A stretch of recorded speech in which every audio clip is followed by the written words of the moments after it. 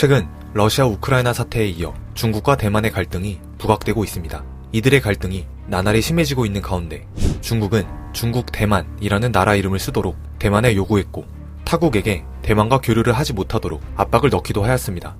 그렇다면 비슷하면서도 다른 나라 중국과 대만은 왜 이렇게 사이가 나쁜 것일까요? 오늘은 중국과 대만 간의 갈등의 시작부터 현재까지 모습을 영상으로 담아봤습니다. 우선 중국에 대해 잠깐 살펴보자면 중국은 한족을 비롯해 55개의 민족으로 구성된 다민족 국가입니다. 약 12억 명의 한족과 이슬람교도인 위구르족을 비롯해 약 1억 명의 소수민족이 있죠. 이 중에는 중국 사회에 완전히 흡수된 민족도 있지만 나름의 고유한 정치적 정체성을 그대로 보존하고 있는 민족도 있습니다. 특히 위구르와 티베트는 지리적으로 분리되는 데다 문화적인 면에서도 중국과는 많은 차이가 있습니다. 때문에 몇몇 소수민족은 그동안 중국으로부터 독립을 추진해왔으며 최근에는 홍콩까지 가세하였죠. 하지만 어느 국가와 정부가 마찬가지지만 자신의 관할 내에서 독립을 하겠다고 나온다면 좋아할 수 없는 입장입니다. 독립은 곧 영토의 손실이며 자국의 커다란 손해이기 때문인데요.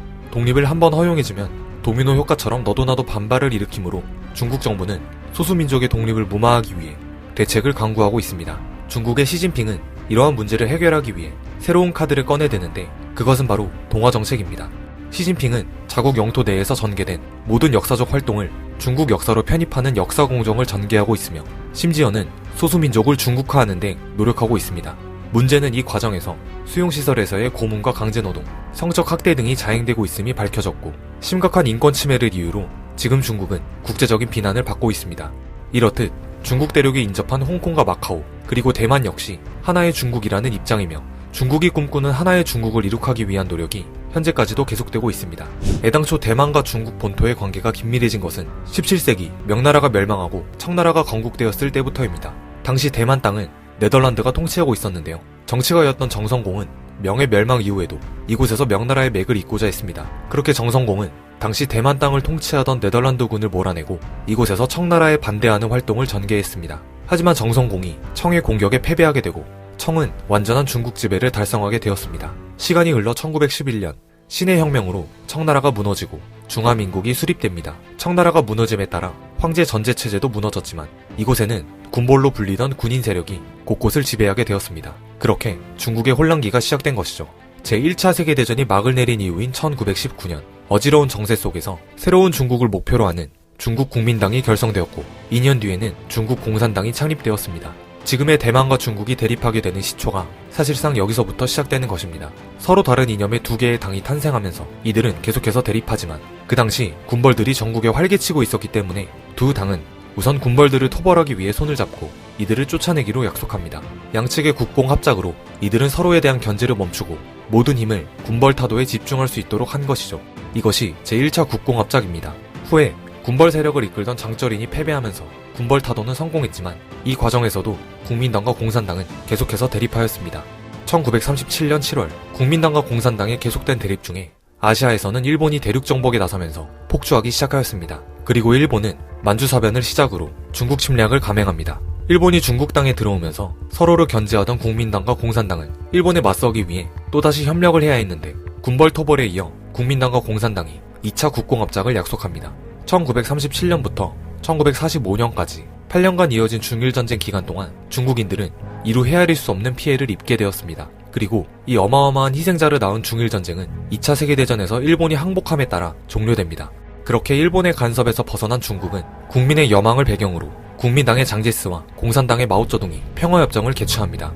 약 한 달 반 동안 충칭에서 장제스와 마오쩌둥이 만나 서로 싸우는 것을 피하고 각 당파에 평등한 지위를 인정해주는 합의를 도출해내죠. 그러나 이러한 합의에도 불구하고 양측 간의 갈등은 계속해서 지속되었으며 어떠한 일이 있어도 내전은 피하고 신중국을 건설하자는 약속은 국민당이 본격적으로 공산당을 공격함으로써 파기됩니다. 마오쩌둥은 이에 맞서 강경히 싸웠고 1946년 전면적인 내전으로 돌입하게 됩니다. 민심은 국민당을 떠나 공산당으로 기운 상황에서 국민당이 전투에서 전략적 실수를 함에 따라 공산당이 베이징, 난징에 이어 중국 대륙 최대 도시 상하이까지 손에 넣게 됩니다. 마오쩌둥의 공산당이 중국 전역을 휩쓸어버린 것이죠. 내전에서 승리한 중국 공산당이 1949년 10월 중화인민공화국을 건국하자 국민당은 대만으로 건너갔고 1차부터 2차까지 20년이 넘는 기간 동안 계속된 내전에서 공산당이 최후의 승자가 되었습니다. 그리고 중국을 계승하는 각기 다른 두 개의 정부가 들어서게 됩니다. 하지만 더 큰 문제는 지금부터였습니다. 국공내전 이후 대만이나 중국이나 모두 하나의 중국을 표방하면서 자신들이 중국 대륙의 대표라고 주장했습니다. 그러다가 유엔이 창립될 때 유엔의 상임이사국으로 대만이 중국 대륙의 대표로 이름이 올라갔는데 시간이 지날수록 중화인민공화국의 국력이 점차 강화되자 유엔 회원국들은 대만이 아닌 중화인민공화국에 손을 들어줬습니다. 유엔 총회에서 중국 대륙의 대표가 뒤바뀌는 역사적 순간이었죠. 중국은 환호했고 대만은 좌절하였습니다. 이 사건은 서방국들이 대만보다는 인구가 많고 힘이 센 중국에 관심을 갖기 시작했음을 의미했으며 대만은 힘의 논리대로 국제 질서의 냉혹한 현실을 받아들여야 했습니다. 이에 대만은 유엔 총회에서 자진 탈퇴라는 대만 외교 역사상 최악의 결정을 합니다. 대만은 적과 함께 설 수 없다라며 유엔을 떠나는데 이 자진 탈퇴는 대만의 외교의 단절이라는 실로 대단한 악영향을 미치게 됩니다. 그렇게 1972년 일본이 대만과의 단교를 시작하면서 미국, 한국이 그 뒤를 이어 대만과 단교를 하게 됩니다. 중국과 대만의 운명을 가른 유엔 총회 사건 이후 많은 국가가 대만과 국교를 끊었습니다. 그리고 중국은 지금까지도 대만과 국교를 유지하는 국가에 국교 단절의 압력을 행사하고 있죠. 당시 대만의 유엔 탈퇴는 현재까지도 대만이 국가의 지위를 제대로 인정받지 못하는 데에 결정적인 영향을 미치고 있습니다.